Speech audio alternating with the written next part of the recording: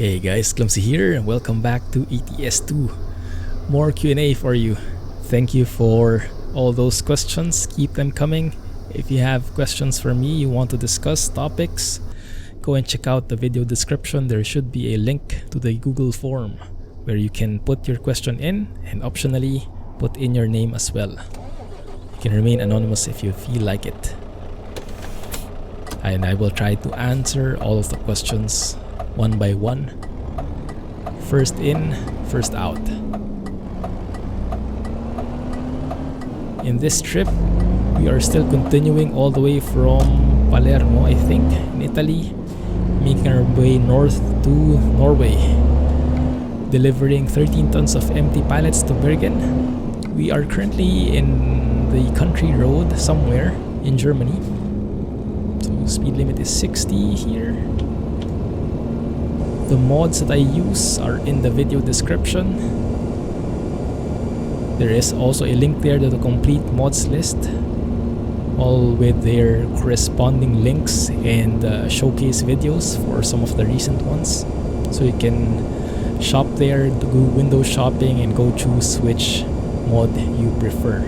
Anyway, let's go ahead and continue with the questions. These are still from Jay, but we are coming close to the end of his list for now. And then we can jump into the questions from the other folks. As I mentioned, we do this first in, first out.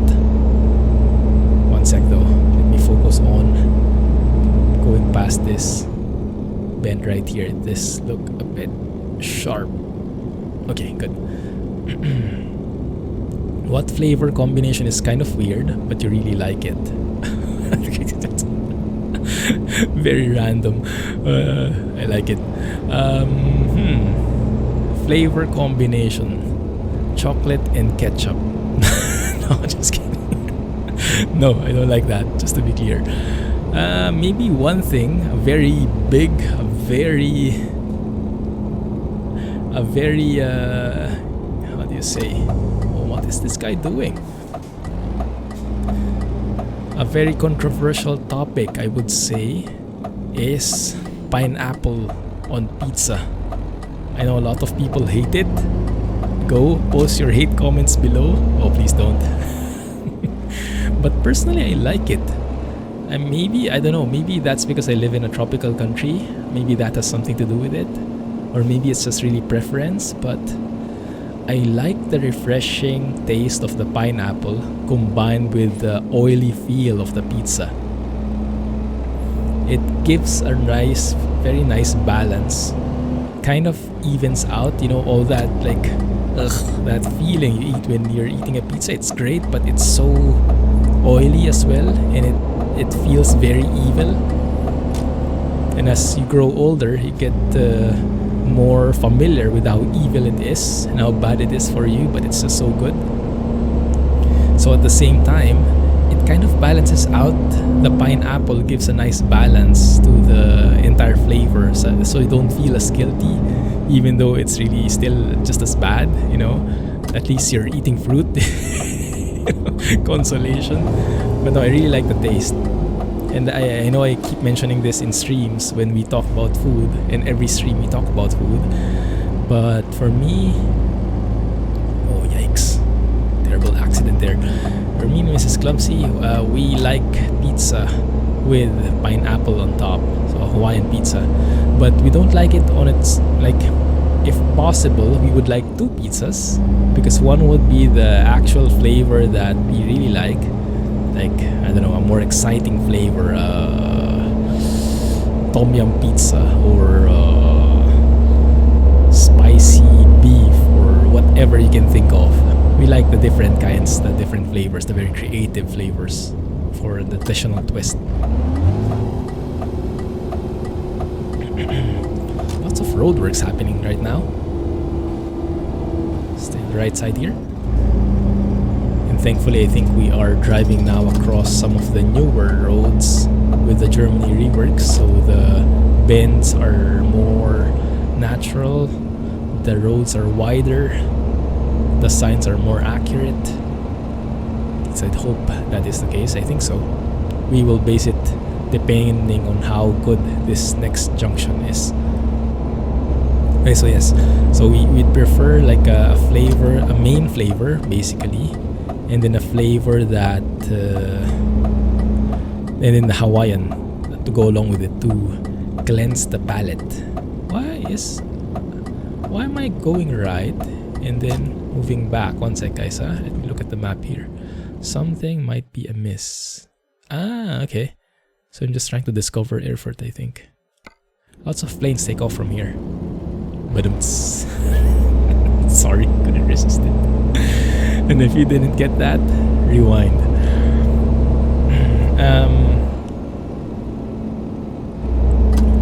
Alright, let's see.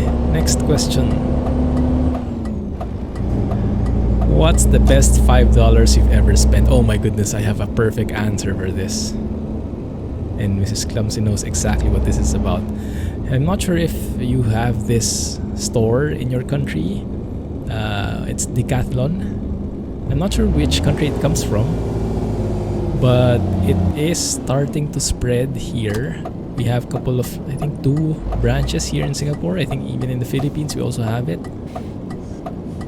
But it's a shop that focuses on sporting goods. Sporting goods in me, can you imagine? But it also has some like hiking equipment and stuff. And remember that time when we went to Switzerland? So before we got there, of course we need to buy some gear for hiking, basic hiking stuff and basic weather, cold weather stuff. But we didn't want to spend so much because we would only be using it maybe once a year at most, once every few years, the winter gear or the cold weather gear, because I live in Singapore. When would you wear a jacket here? So it's only something we would use when we would go to cold countries. So we wanted a very affordable option, and we heard that Decathlon carries some very nice attires for winter, varying levels of coldness. They have a very nice store, a very big store with lots of options, lots of nice designs. Basically, very affordable but very good, very practical is what I'm trying to say. Did we discover Erfurt already? Did it take off? And that's where I bought the best that's where I spent the best $5 ever, because I got this, I saw this pair of sunglasses, and I can't remember now exactly how much they were, but they were, I think, less than $10 Singapore dollars. And to me, how it looked was, it was very fashionable. Now I don't know much about fashion, but it didn't make me look like a dork, at least. It kind of looks cool, and I am not really a big fan of like branded products, because I don't like to spend a lot on those items, especially on clothing, when I couldn't really tell the difference between like yikes, wrong key. Couldn't really tell the difference between a typical basic piece of clothing versus a branded one, except for the actual tag, you know. So except for like boasting purposes, I don't really get it. So I would rather get a brand that is not cheap but not branded either, you know, just practical, sturdy, comfortable, durable, and something I can use for years on end. I have been known to make use of my shirts and all other pieces of clothing for like 10 years or more, as long as it's not yet ripped out to the bone. As long as there is still some thread in it, I will use it. So I'd like something durable, but yeah, I don't want it to be branded because it's too expensive. Anyway, long story short, I found this pair of glasses. Only $5, let's put it this way. To me, to my untrained eyes, it looks as good as any other sunglasses you can find anywhere in the market. They're all the same to me in terms of looks. It made me look cool, I think. So I bought it, and up to this day, how many years now? 2-3 years, and I still use it from time to time when I need to bring out my sunglasses. It's just like, wow, $5 for this, compared to like if I get a branded one, which would cost me, I don't know how much it is. How much does like Ray-Ban pair of sunglasses, how much is that worth? I don't even have an idea, because I have not even looked at one. I remember my dad was a huge fan of Ray-Ban. He used to buy those sunglasses, and I would wear them because he already had them. But when I became an adult and I had a choice of buying one for my own, I would never buy it, because I would rather get a cheap one for a fraction of the price, but just maybe not as durable, but durable enough. So yeah, that's going to be my answer. What's your phone and or computer wallpaper is the next question. My phone wallpaper is the Airbus A321 by Tolis. So there was a phase that I was really excited about it, because it was my first time flying a proper Airbus in the simulator. I even went ahead and made my own livery, my own paint job in trucking lingo, for one of the airliners in the Philippines, and that's what I have a photo on. It's the scenic look on the plane. And normally I would put like travel stuff there, like the places we've traveled to recently, but the place I've recently traveled to is the simulator. So that's what's in there. Hopefully when things settle down again, we will get more chances of going outside, exploring, enjoying the sceneries, take some photos and use that as a photo. But right now that will have to be put on hold. Hopefully in the near future that will get replaced by a Flight Sim 2020 breathtaking scenery. We will see. I'll share it when it's there. In terms of in my computer right now, I am using, you might have seen it on one of the streams, a mountain range kind of thing. And I got it mainly because I was looking for a very high-res wallpaper in the internet, and I have this triple monitor setup that is a bit unorthodox. You might have seen it before when I got it the first time. So I have a 1440 monitor in the middle. This is the one I'm trucking with. And on each side, on the left and right sides, I have two monitors, 1080p monitors, but they are flipped 90 degrees. So they are vertical rather than horizontal. They are in portrait rather than landscape. So it looks a bit weird because they are like jutting out, like my setup, my monitors have ears, something like that. So that's how my setup is, and I mainly do that because I have limited space. I do not have enough space to have them all in landscape mode. If I had a choice, I would do that more because things just fit better in landscape. Like most of the applications have landscape in mind when they're designing their layouts. So landscape should work better, but due to space constraints, I had to flip them vertically, so they don't eat up as much space, and I still have triple monitors. But yeah, so I wanted a wallpaper that was large enough to because there is an option in Windows, right, where you can span them. Like one wallpaper would be spanning throughout all your monitors, and it would look so scenic. So right now, these mountains, they are perfectly aligned that the lower part of the mountain, the lower peaks, are in my middle monitor, and the higher peaks are on the side monitors, which are higher because they're on portrait mode. So it just blends very well. what the heck is that guy doing stopping in the middle, almost brake checking me? I guess he stopped because of those emergency vehicles. Anyway, so yeah, that's what I have. In the future, I'd like to replace it with my own wallpaper. It would have to be high res. Hopefully something from Flight Sim 2020 as well. We'll see. Looking forward to it. You can tell in all of my Q&As, it's impossible to not squeeze in a little bit of Flight Sim 2020 in there, because I'm just super excited for it. We'll see how that goes. Hopefully the expectations are met. And I think that is it for the set of questions from Jay. Thanks a lot for taking the effort to ask those, Jay. I know it's been a while since you posted them. Months at least. I think you posted them in the beginning of this year, and I was only able to finish them now. So thanks for the questions. Keep them coming.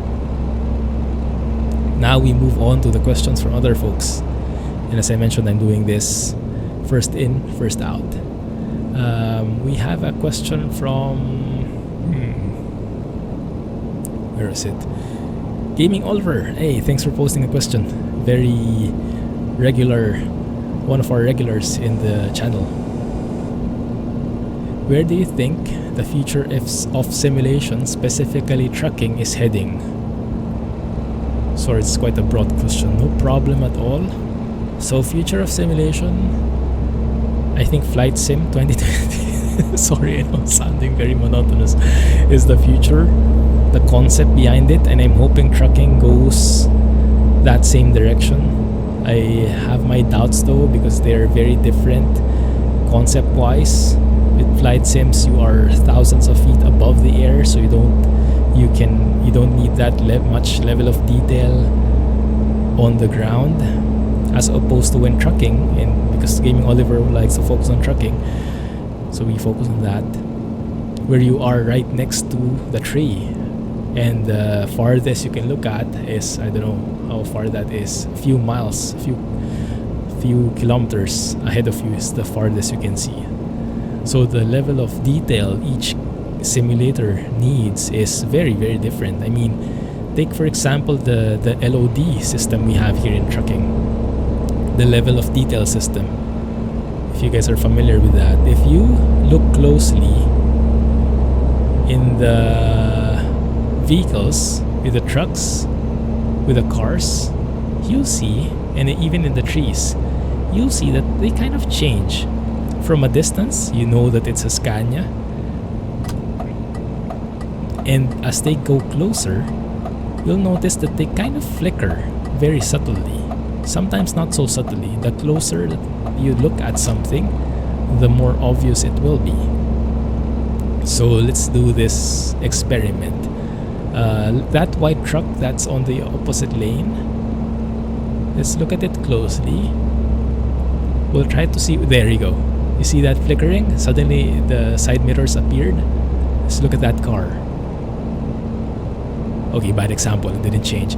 But if you look closely at each of them, or the properly done models at least, the ones from SES definitely, they have different levels. There's like a basic model that is applied when something is far, and as it goes closer, they change it up, they make it into a more detailed model, so that when it's closer, you see more details, right? You see the side mirror, you see the grills, you see all the bells and whistles.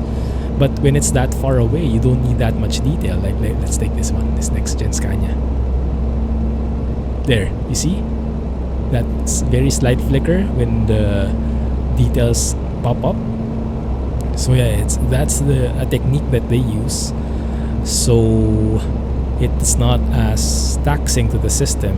When something is that far away, you don't need to have that much detail, because the naked eye, the human eye, cannot really distinguish it anyway. And so they add those details in when they're closer instead. It's just that the implementation from SES, that transition is not very smooth. So you kind of, if you look very hard, you'll notice that change. It's not like a gradual transition. It's like a 0 or 1 on and off switch. But that's beside the point. My point is, you would have a very different requirement for objects farther than from objects nearer.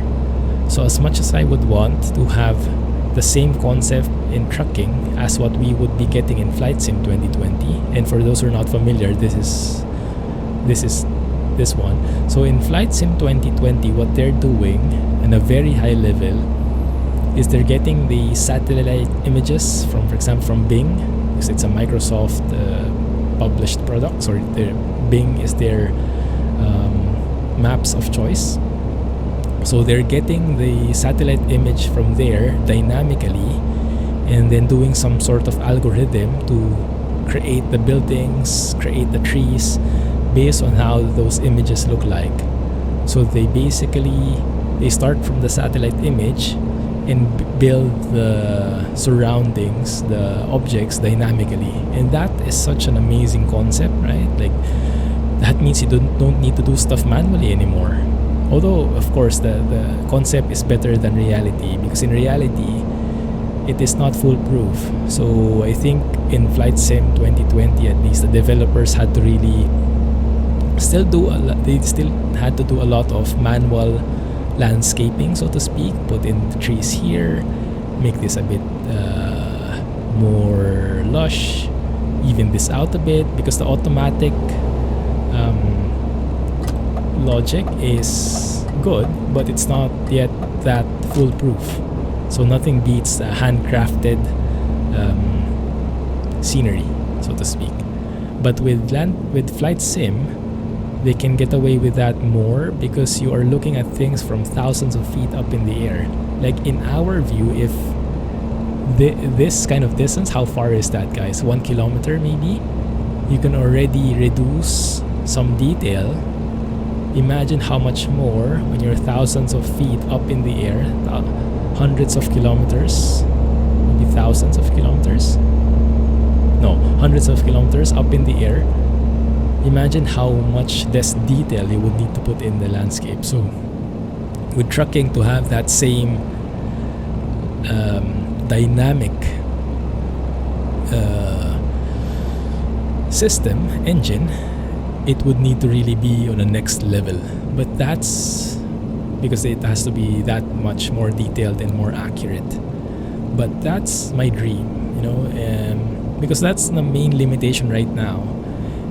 Take for example in ATS, the SES puts in so much work in really creating each and every road, putting in each and every sign, creating them from scratch, and grouping them all together. So all of this we see is handcrafted. It is a very manual process. And as a result, it takes time to do all of these roads. So that's why a lot of people are complaining in ATS, it would be like 2099 before we finish the entire US. And yes, it's a very slow process because everything is handmade. But if there could be a way, as with everything in our current lives right now, where automation is really the thrust moving forward, if we could find a way to automate to a point, at least the bare bones, and then just do manual adjustments, like how Flight Sim is doing it to a point, but on a more detailed level, that will definitely speed up the entire process. If we can scan some satellite images and from there determine which are roads, how they look like, and then just fine-tune how the signs should be, where the trees should be placed, stuff like that. Oh my goodness, this looks so good. Oh, I remember this scene. Yes, definitely going to be our thumbnail for this video. Let's take a quick save there. And a quick tip for you guys who are recording as well. If you're wondering how I take these screenshots, I do a quick save, and then after the video, after I record, I load that quick save, take the photo, and load back where we ended. If that makes any sense. So I don't have to pause and take the photo right here as I'm recording. Because some of you guys complained before that I take photos while recording, and it's very time consuming because I like to take my time when taking photos. Okay, so yes, that's my main hope aside from the automatic generation of the landscape, of course, more actual trucking elements to really make us feel that this is more than just a driving simulator, that it's really a truck simulator. Things you do with a truck, going out of the truck, going into attaching the cables, stuff that real truckers do, better simulation on the maintenance and the wear and tear. So there is really a motivation for being fuel efficient, for caring for your truck, because they can really get damaged, your tires can get worn out, stuff like that. Better wear and tear. That's my dream for the future of trucking. And I hope that there comes a competitor. And it's not to say anything bad about SES. SES is doing a great job. It's not that I want some other developer to replace them, but in all of the cases, a competitor is always a good thing for the community, because it helps each other. It helps all the companies push each other. It's a healthy level of competition. Like, take for example, sorry, I'm going into aviation again. Boeing and Airbus, they have been 50-50 in terms of market share for the longest time. That might have shifted nowadays with the recent and not so recent problems from Boeing. But yeah, imagine if it was only Boeing, or imagine if it's only Airbus. The improvements that they've developed, the technological breakthroughs wouldn't have manifested, I would imagine, if they didn't have each other present and pushing each other. Oh, now I have this technology. What are you going to do about that? Okay, I have to catch up. Now I have this one. Your move, buddy. So it's like they challenge each other non-stop, and as a result, we get better prices because there's competition, and we get better stuff. We get more optimized, more efficient planes, more powerful planes, all that stuff. And that's true with any other industry. AMD versus Intel. See how much AMD was pushed by Intel. Intel has been at the top of... Oh, that guy didn't want to give way to a truck. Well, his problem. So yeah, how many years AMD was behind? Intel was just pushing them, and now they came to that point where they actually overtook Intel, and now Intel is the one catching up. And without that kind of competition, who knows how bad our CPUs will be, because there's no one pushing. And it's the same with SES. Right now, I believe they're the only main contender when it comes to truck simulation. I know there are other truck simulators out there. Unfortunately, they are not at that level yet. It's good that some are popping up. They're very far away still in terms of quality, in my opinion. So it's good that they have started. I hope they keep up.